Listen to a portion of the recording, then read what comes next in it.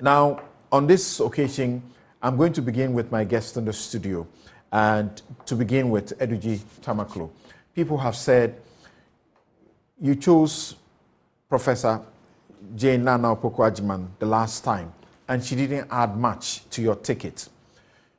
The women groups and advocacy groups all praised the NDC for putting a woman at the top. Very first time in the history of this country. And yet it didn't translate into votes.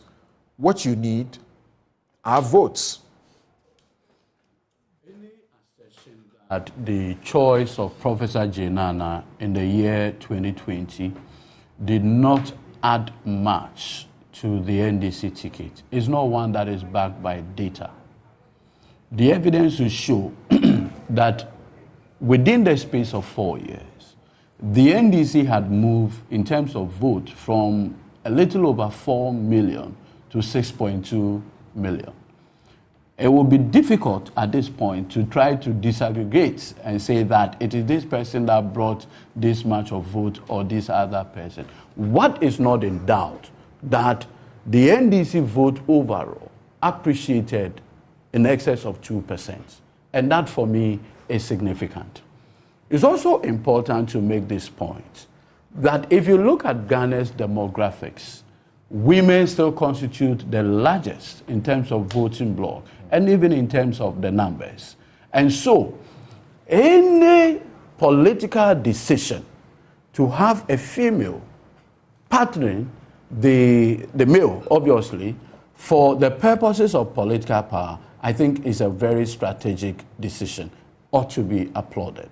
And like H.E. John Dramani Mahama indicated... You need votes, not applause. That's the question. No, what I'm saying is that it is when people accept the integrity of the ticket, the viability of the ticket, that is when they will offer their votes.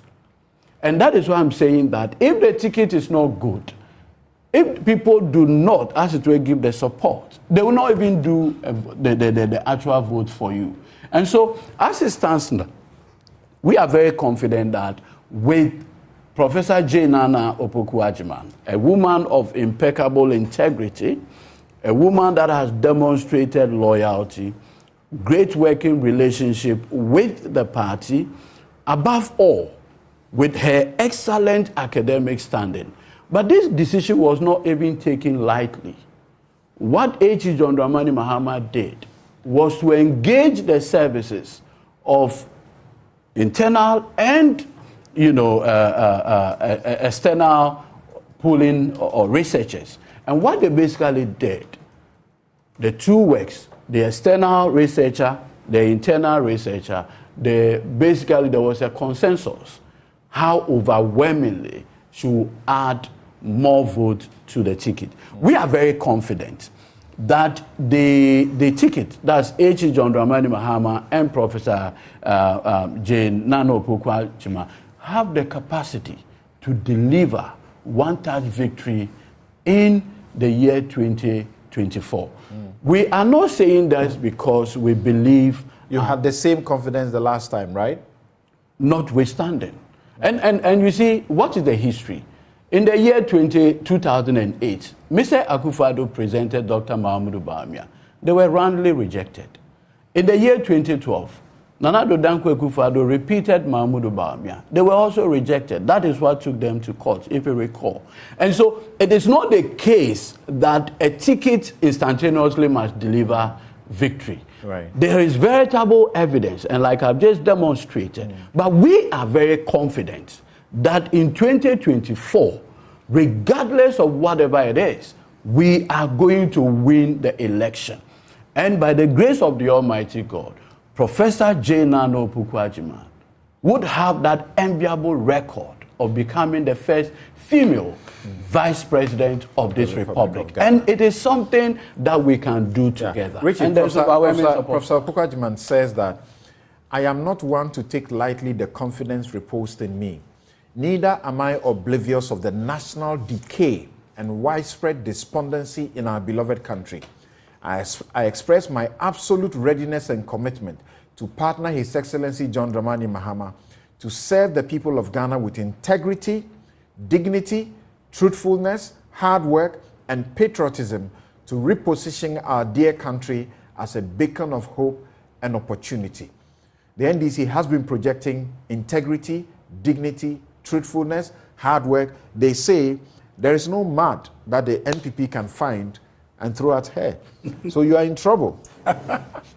You know, Eduji like complete energy when he was talking about this matter. Because, why? We knew the NDC was losing this election with the selection of His Excellency John Dramani Mahama as their flag bearer. But what sealed it for them was the re-nomination of Professor Naana Opoku-Agyemang as the running mate. All it is that they have brought forward the old, the rejected, that which did not prove acceptable to Ghanaians, and so therefore was rejected. And so, Eduji, that's similarly. Oh, please. No, hold on. Wait. I didn't invite you. Just may have the opportunity to say the last word. The point is that they have nothing to offer. The last time they tried it, their vision was roundly rejected.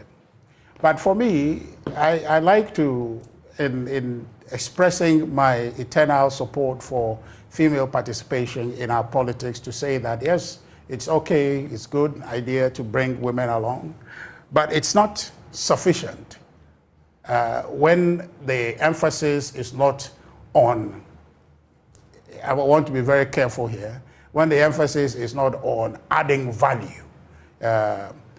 Because we know that the former Minister for Education, when she was there, the catastrophe she left was mind-boggling. It was under her that even chalk was hard to come by in this country. It was around when she was minister that it was difficult even to get our kids chalk to write in the classroom. And so all the matters related to the reversal of established education support policies relative to the teacher trainee allowances that were rolled back, I don't see her coming with any vision. You don't have a vice presidential partner yet, and it is suspected that your vice presidential person will come from people who are already deep in the politics, and they'll be mad. No, I mean, it's not a question of mad. As for mad, you can, even Jesus, right? Even Muhammad, people found mad on them to throw. So it's not even a question about that. It's about the person's performance and track record. Okay. This track record we are talking about exudes no confidence. It's one that was rejected, and so therefore there's nothing to write home about. But he just told you. In relation to that. Akufo-Addo Bawumia rejected how many times? Is it forgetfulness? No, just hold on. I'll tell you more plainly. Talk about 2008, President Akufo-Addo's loss. Is it anything comparable to NDC 2016-2020 loss? Zero. But they made a recovery at the last time. Hold on. There is no comparison in that. Even their best performance in terms of losing is nothing close to the margin with which President Akufo-Addo lost the two elections. Okay. So that is not even a comparison to be made. I've just about but the 5 point minutes to share between my guest on. So let me just make the point to you. But you see, my disappointment is that in supporting the female population or female politician in the NDC or in the MPP, I think that to make that history, the flag bearer of the NDC should have done a bit better, because there are women in the NDC, proven women in the NDC, younger, more energetic, but we are looking, he was the NDC that was making the case a while ago that President Akufo-Addo is old and therefore they are youngish and all of that. Lawyer Marietta Brew, relatively young, energetic. Madam Hannah Tete, where is she? Energetic, proven, where is she? My old sister Anita DeSoso, young, solid. Where are these people? Why does he feel that he must be stuck with the generation that has gone behind and record? Sorry. Thank you, but I'm running out of time. Let me get my guest some minute each or so. Now, Professor Kwesi Prempeh. Of course, Professor Na Afali Sakefio was the first to be nominated a vice presidential candidate, and then Bridget Jugbonuku also was a nominated, appointed vice presidential, candidate. But when it comes to the two major parties who have the potential to form government, this is the first time.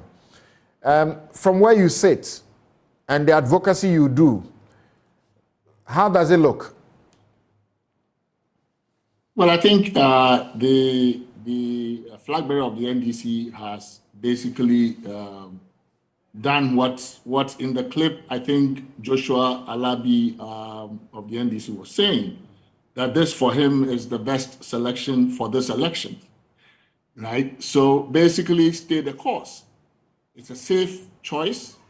It doesn't basically ruffle feathers in the NDC any further.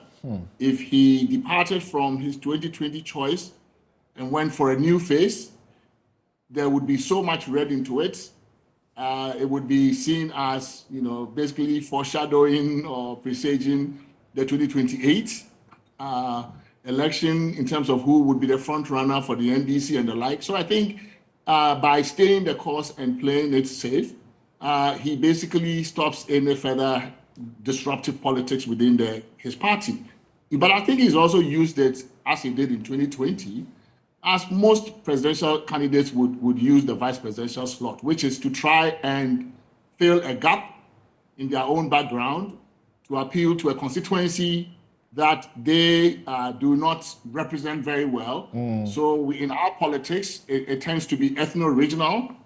We make ethno-regional, we use the vice presidential slot for ethno-regional balancing. In this instance, he gets that. The central region is a very important pathway to victory for the NDC in every election. And so he takes care of that. But also, I think, in terms of the demographic votes, the women's votes, he appeals to that. It would be interesting to see how the statistics stand up in terms of the women's vote in 2020. I don't know that we have any disaggregated statistics showing how the women's vote swung or what additional value that the NDC got from that. But I think that it is not an unusual choice, and it's not, it wasn't unexpected at all. All right. Thank you very much. Dr. Kennedy, from where you sit, do you also applaud it, and do you think the applause will translate into votes? Yes, I think it was a good choice. I happened to be a lecturer at UCC when she was vice chancellor, and she was generally considered a good vice chancellor. So I think that this is not a token choice. She's somebody who has had a substantive record of achievement, both as an educator and as Minister of Education. So we'll see how they do on the political hustings, but I think it was a good choice, and it will be interesting to see how he does with the women. Central region is an unusual region, even with Atta Mills on top of the ticket, they kind of still didn't follow the NDC as much as people would expect. So it is a region which is skeptical, and you have to earn the votes. They are not shy about going against one of their own. So it will be an interesting campaign. Thank you very much. We've just run out of time, but having listened to everybody else, it's clear. It's clear, apart from the NPP's representative in the studio, it's a good decision. There is overwhelming consensus right, at this table right, that the choice of Professor Jane Naana is the best choice under the circumstance. And we have factored all the demographics, the geopolitics of this country, and we are very confident once again that we'll win. I think that Richard Ahiagba should have the benefit of reading Dr. Atta Kennedy's book, Chasing the Elephant into the Bush, The Politics of Complacency. His level of complacency is demonstrated by his utterances. I mean, if in 2024 you want to do chalk politics, as late as 2022, there were issues about chalk. Is that how the conversation is going to be? Then we are ready for you. More than ready. All right. Thank you very much. My guests have been Professor H. Kwesi Prempeh, Executive Director, Ghana Center for Democratic Development, CDD, Dr. Arthur Kennedy, physician, political activist, Godwin Eduji, Kujo Tameklo, Director, Legal Affairs of the National Democratic Congress, Richard Ahiagba, Director of Communications of the NPP.